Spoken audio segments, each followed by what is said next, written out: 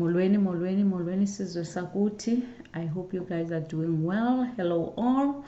I'm going to be talking about my people's business, the Xhosa people. So much is going on in the Eastern Cape, which is basically where I'm building my rural home, because that's where I'm from. Those who don't know, I am actually Xhosa from Eastern Cape. So there's so much going on there. It's hard for me not to pay attention. Okay. So much going on with gender-based violence. You guys probably heard about Namhla Mtwa, who passed away at the hands, or what is suspected to be the hands of her ex-boyfriend or her boyfriend or whatever. But that has prompted a lot of protests, and in a way that is encouraging, because people are finally demanding justice. People are finally demanding that the government do its job. I've made countless videos on what needs to change in South Africa, and in a lot of them I do ramble. I do understand that, but there are lots of points there that if our government were to pay attention, we can get far and reduce, because you can't eliminate these problems, but you can reduce them to a point where they become shocking or become something that everyone is talking about and is demanding that something be done. But really, this video is about me reacting to what King Dalindyebo said. King Dalindyebo is, as you know, in South Africa, we kind of have a mixed system. We still have chieftains, and we also still have, like the Western legal system. And those systems are coexisting.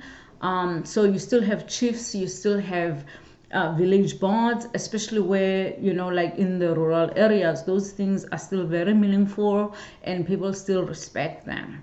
And I truly appreciate them as well, as someone who's, want harmony just for our people, because all these things can coexist. Hold on.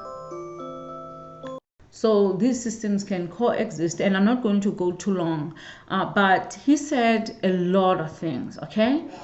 First, I have to say, I respect him as a person, and I respect him for leading our people into demanding justice, because it is long overdue. He said some important things, but if you haven't heard what he said, basically you can find it out on YouTube. For those people who are not Xhosa speakers, basically he was leading a march and very frustrated with what's going on and how the police in South Africa, especially around black areas, are not responsive. Okay, I have my own stories to tell about that, like as I said, but again, just to stick to the topic, the police are not responsive, so people are kind of taking justice into their own hands, and he was advocating for that. Okay, first I have to say, I totally disagree with him when it comes to mob justice, and I will explain why in just a second. But he made a lot of valid points, and he really confirmed a point I made earlier in one of my videos, where I said, if the government does not stand up for the people, if the government is weak, okay, that will cause citizens to stand up for themselves in ways that is not conducive in building a civilized society. And that's exactly what's going on right now. People are so frustrated with the government that doesn't do its job that they are deciding that they're going to take matters into their own hands. So the government, again, wake up. Whether a person is in Constantia or Camps Bay in Cape Town or Pretoria or Johannesburg, or is in my village in the Eastern Cape, we want the same system to be as efficient and make sure that it stands up for our people, whether it's the healthcare system, education system, security. All these things are important. And if we treat every South African equally, then you will understand that even if a person lives in the village, still requires the same system that she or he lives under to be responsive towards their needs. Okay? The problem I have with what King Dalindyebo said is that he's basically advocating for mob justice. Mob justice is the most dangerous thing in a civilized society, because what basically it does is it gives people with or without cause, okay, to go after people. Let us say a person didn't do something, they're being accused wrongly. They cannot speak up for themselves. So that's why you need a process in a civilized society for people who are accused to be found guilty, then to be punished. And it is because the government a lot of times doesn't follow through that people decide it's not worth it, we'll just take the law to our hands. But I'm saying that as South Africans, even as frustrated as we are, it's good that we are marching. It's good that we are demanding justice. It is good that we are standing up for human rights, whether women or men, we need to stand up, or children, or elderly, or anyone who's South African, we need to stand up for human rights. And once we do that, and also remember, a civilized society isn't measured by how well the well-connected and the rich are living. It is measured by the poorest person in that society, how they are living. Do you understand what I'm saying? So understand that that kid in the village who has no job, who has nothing, is just nothing but trouble in waiting. Do you understand what I'm saying? And so everybody needs an opportunity. Everybody needs to have access, or believe at least that if they work hard, they can get somewhere. Okay, that is the role of the government in a civilized society. It isn't that just collecting checks so that politicians can be paid. It is to make sure that the government, the country works for everyone. So, that is the danger of a mob justice, is that a person has no due process. A person can, here's another thing that ate at me about what he was saying. He was talking about witches, people who are witches and stuff like that. You don't speak like that when you have a public platform, especially a powerful position. You don't speak like you are so backward. If you still believe in witches, you shouldn't be allowed to speak in public, in my view. Because think about a lot of people, for us as black people, we know this.